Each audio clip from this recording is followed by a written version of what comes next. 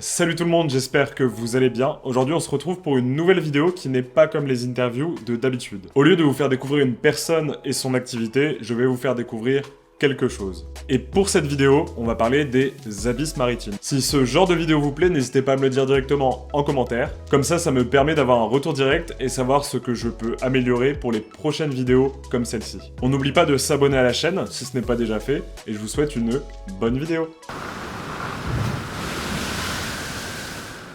Un endroit encore largement inexploré où la vie prend des formes étranges et extraordinaires. Accrochez-vous car nous partons pour un voyage au cœur des abysses. Pour commencer, le terme abysse nous vient du grec abyssos qui signifie tout simplement sans fond. Mais les abysses, qu'est-ce que c'est alors? Pour faire simple, on peut dire que ce sont les zones de nos océans qui se situent en dessous de 4000 mètres de profondeur. Et aussi où sont réunies les conditions les plus hostiles sur Terre. Vous allez sûrement vous demander pourquoi. Alors déjà parce que c'est l'obscurité totale. En effet, la lumière du soleil ne passe pas au-delà des 1000 mètres de profondeur. Les plantes vivantes qui sont l'alimentation de nombreux animaux marins sont donc inexistantes à cause du manque de lumière. Il y a donc très peu de nourriture dans les abysses, enfin, on y reviendra tout à l'heure. De plus, les températures sont froides.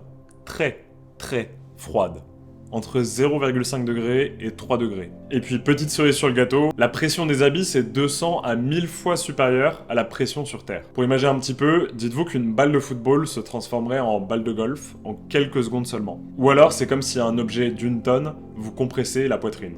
Pas très agréable. En bref, des conditions pas très accueillantes, et pourtant on y dénombre plusieurs milliers d'espèces à découvrir. Car oui, malgré tout ce que je vous ai dit avant, l'être humain a réussi à explorer les abysses, et on y a découvert plusieurs choses. Les abysses constituent l'une des dernières zones inexplorées de notre planète. C'est simple, on connaît mieux l'espace que les abysses. On estime qu'aujourd'hui nous n'avons exploré que 2% des fonds marins. Pourtant, l'exploration des fonds marins ne date vraiment pas d'hier. En effet, les premières connaissances remontent à Aristote. Mais si, vous savez, ce philosophe grec là. Alexandre le Grand lui aurait même demandé de créer des tonneaux de verre étanches et éclairés. Ces sous-marins n'ont pas apporté beaucoup de détails sur la faune sous-marine, car c'était impossible pour eux de plonger dans les grandes profondeurs, notamment à cause de la pression. Ce n'est que plus récemment qu'on arrivera à toucher le fond. Sans mauvais jeu de mots. Le 23 janvier 1960, le Suisse Auguste Piccard et l'Américain Don Walsh vont réussir à atteindre les 10 916 mètres de profondeur à bord de Trieste. Je vous mets une petite photo juste ici. Et oui, c'était déjà plus développé que celui qui a plongé récemment, ouais. Ouais, avec une manette et tout. Si, vous avez la ref, ouais. La fosse des Mariannes est encore aujourd'hui le trou marin le plus profond au monde qui ait été découvert. Mais alors, Romain, qu'est-ce qu'on trouve concrètement dans les abysses? Mais alors, Jamy? Alors déjà, tout au fond, on trouve ce qu'on appelle la neige abyssale. Alors non, je vous arrête tout de suite, c'est pas du tout la neige qu'on retrouve dans nos montagnes. C'est plutôt des fines particules issues des matières organiques tombant de la surface. En gros, les cadavres en décomposition des autres espèces vivant plus haut dans l'océan. On estime d'ailleurs qu'environ 90% des cadavres de baleines se décomposent dans les fonds marins. Et elles laissent derrière elles de véritables oasis qu'on pourrait même qualifier de buffets et qui va même pouvoir durer plusieurs années. Car oui, comme je vous l'ai dit un petit peu avant, la nourriture se fait très rare dans les fonds marins. Alors les animaux vivant dans les abysses sont capables de supporter des jeûnes prolongés, pouvant même durer des fois plusieurs mois. Ils vont par ailleurs se mouvoir beaucoup plus lentement afin de préserver leur énergie car ils ne savent jamais le temps qu'il y aura entre deux repas. Le mécanisme biologique de ces animaux a évolué en conséquence. On peut d'ailleurs noter une densité musculaire plus faible, des écailles plus légères. Mais attendez, pour que ce soit plus parlant pour vous, on va directement vous montrer quelques espèces assez flippantes vivant dans les fonds marins. Spoiler alerte, vous aurez peut-être moins envie de vous baigner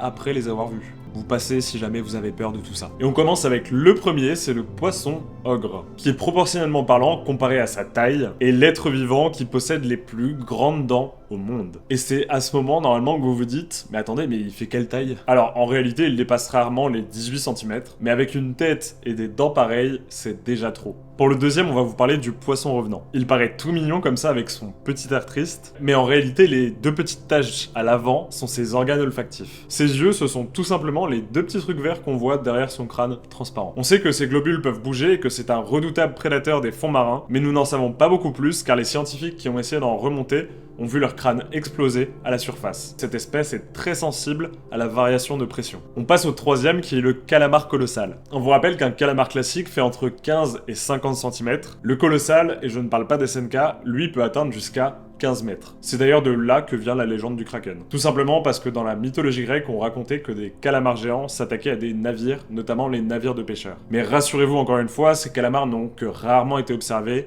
ailleurs que dans les grandes profondeurs. Le quatrième, vous allez tous le reconnaître si vous avez déjà vu Nemo, c'est le poisson lanterne. Il produit de la lumière grâce à la bioluminescence sur son antenne avant, et cela lui permet de communiquer avec ses semblables, mais surtout d'attirer ses proies. Donc pour les poissons qui vont regarder cette vidéo, si vous voyez une lumière au fond des océans, évitez d'aller dans cette direction.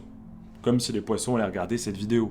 Non. Le cinquième et avant-dernier qu'on vous présente, c'est le vampire des abysses. Alors, en le voyant, on pourrait se dire c'est la fusion entre un calamar et une méduse, et en soi, ce n'est pas du tout ça. On sait que c'est un animal tranquille qui a des mouvements lents, un organisme adapté au mode de vie abyssal, et des organes lumineux qui lui permettent de déjouer les prédateurs. On sait aussi que c'est l'une des espèces vivantes les plus vieilles sur Terre, car elle vit depuis le Jurassique. Donc plusieurs millions d'années. Et le sixième et dernier qu'on va vous présenter, ça sera le requin lutin, avec son nez énorme et ses dents en forme de clou. Ah oui, et il peut atteindre les 3 ou 4 mètres de long à l'âge adulte. Et il a une particularité assez étonnante, c'est qu'il peut rétracter sa mâchoire, c'est-à-dire la projeter vers l'avant, pour mieux dévorer ses proies. Heureusement, cette espèce ne serait pas dangereuse pour l'homme, mais au vu de ses dents, on peut quand même avoir un petit doute. Hop, t'arrives à ce moment de la vidéo et t'es pas encore abonné, bah oublie pas de le faire pour nous soutenir, de laisser un petit like aussi. Et on reprend la vidéo, cœur sur vous. Bon et du coup, outre les découvertes d'espèces vivantes, on a aussi trouvé des ressources inestimables dans les abysses. Une des premières choses, c'est que les abysses sont un peu comme un immense laboratoire naturel, où l'on peut comprendre les effets du changement climatique et ses conséquences. On constate également que certaines enzymes présentes dans la faune abyssale partagent de grandes similitudes avec notre ADN, ce qui pourrait être d'une grande utilité dans la recherche liée au cancer et aux tumeurs. On retrouve aussi de nombreux minerais comme le cuivre, le zinc, le plomb, l'argent et même l'or. Des ressources colossales jusqu'ici préservées de l'activité humaine du fait de leur difficulté d'accès. Mais les avancées technologiques et de nombreuses autorisations d'exploiter les fonds marins ont été accordées ces dernières années. Et oui, malheureusement, l'activité humaine n'épargne plus aucun endroit sur Terre. Car même au plus profond de nos océans, on peut retrouver de la pollution plastique. Comme je vous en ai parlé un petit peu plus tôt dans la vidéo, la neige abyssale se charge justement de cette pollution. Mais malheureusement, face à la rareté de la nourriture dans les abysses, les animaux présents ne font pas les difficiles au moment du repas. Problème étant, c'est que cette pollution ne peut pas s'évacuer et va s'emmagasiner tout en perturbant l'écosystème déjà existant. En parallèle de la pollution, l'exploitation des ressources abyssales met en péril l'équilibre de cet écosystème méconnu et fragile. Qu'il s'agisse de prélèvements d'hydrocarbures ou de minerais, les techniques employées sont dévastatrices pour la vie sous-marine. Destruction des habitats naturels, perturbations sonores et lumineuses, dans un endroit habituellement calme et plongé dans le noir.